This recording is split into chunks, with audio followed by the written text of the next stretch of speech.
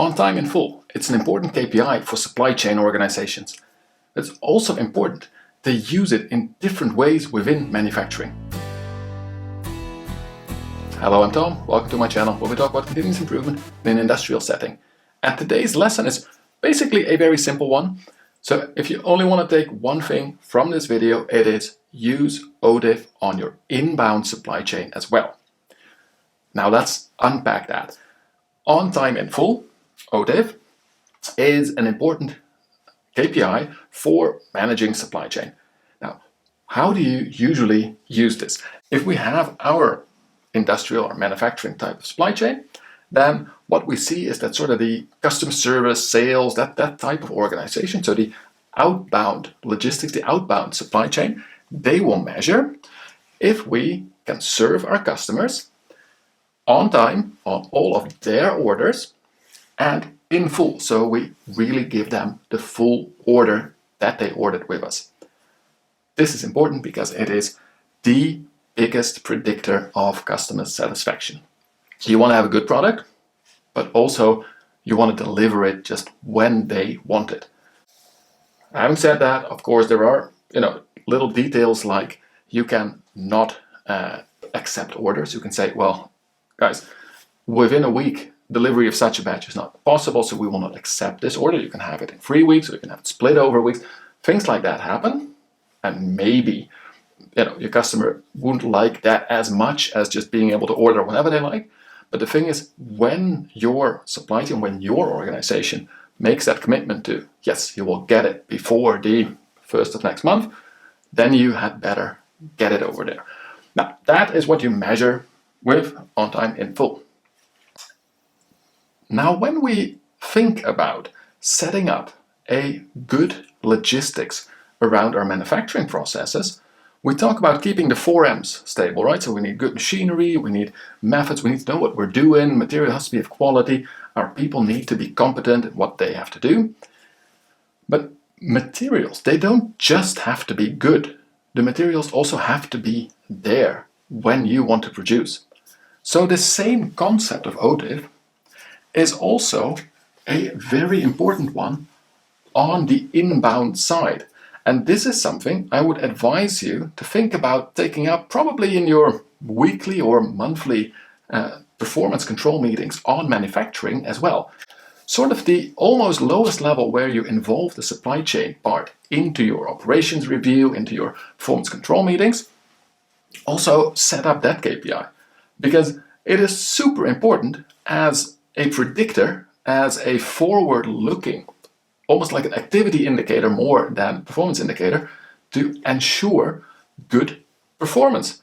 Your people down at the floor, in the cells, they need to have the materials. So you need to get them to the floor on time. Now, if this is always okay, right? So any KPI that is always 100% because you just have huge stocks and all this stuff is at the machines when you need it, then it's a bit of a useless KPI. But I know plenty of factories where the packaging comes in a bit too late, or when they do scrap a batch of materials that wasn't good, it takes way too long to get something else in there to replace it, and then plans need to be changed. If your raw material isn't there, things are gonna have to change, right? You cannot make your products. So what do? You put an extra changeover in there, you quickly get some other materials in, you mess up your whole peace and quiet in your manufacturing, in your production organization. Now, when that happens, you're going to drive up costs, you're going to wreck your standard work.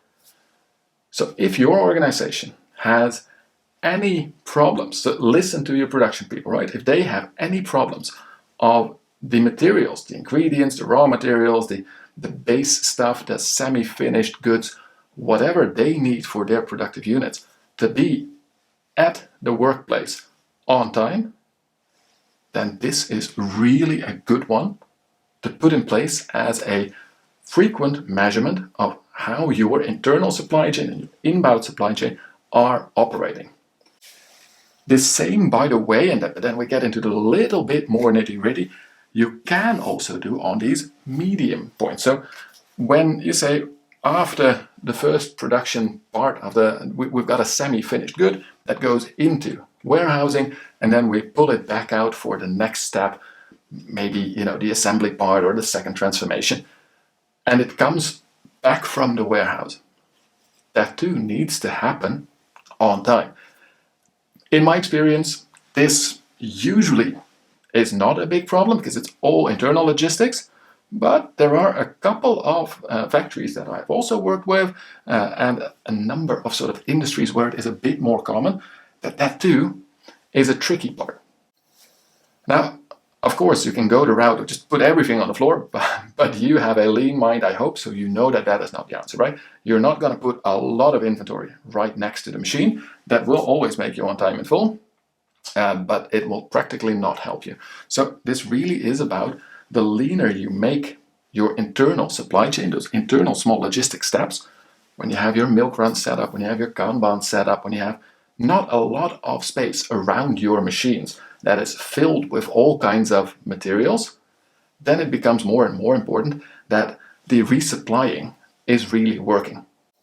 So you can imagine that when you have a machine and it has the raw materials and the ingredients of a number of different batches just sitting out there, a lot of risk of people, operators grabbing the wrong stuff and you making defects. Also, it just clutters up the whole place. So you want to get rid of that. But then when there is an order change, you do need the right stuff. This is an interplay between your production organization and your internal logistics. Anytime you have such an interplay, things can go wrong. Right? Communication can be a bit spotty. The actual having your forklifts available, stuff like that, can be a bit fragile. Great KPI. But the place where you see it the most is just getting stuff from suppliers or maybe like external warehouses. If there is a secondary warehouse between your suppliers and then somewhere across the street or the other side of town, you have a rented external warehouse. Happens a lot, but then you only get daily deliveries from there. Everything needs to be on there. Maybe planning changed the production plan sort of late last night because a customer ran in an extra order and it was expedited and the stuff's not on the truck. Things like that should hit your OTIF KPI. But if these things happen within your organization, my advice, go and measure on time in full for your inbound goods. And maybe also a little bit for every process, but mainly the first process you have in your manufacturing. Now, as I said, short video, short message, but a very powerful message. I hope you liked it. If you did, don't forget to hit that like button. And if you have good other tips that you would like to share with our community, don't forget to post them in the comments below. For now, I wish you the best of luck setting up a good and efficient supply chain to support your manufacturing. And as always, don't forget to also enjoy the continuous improvement journey.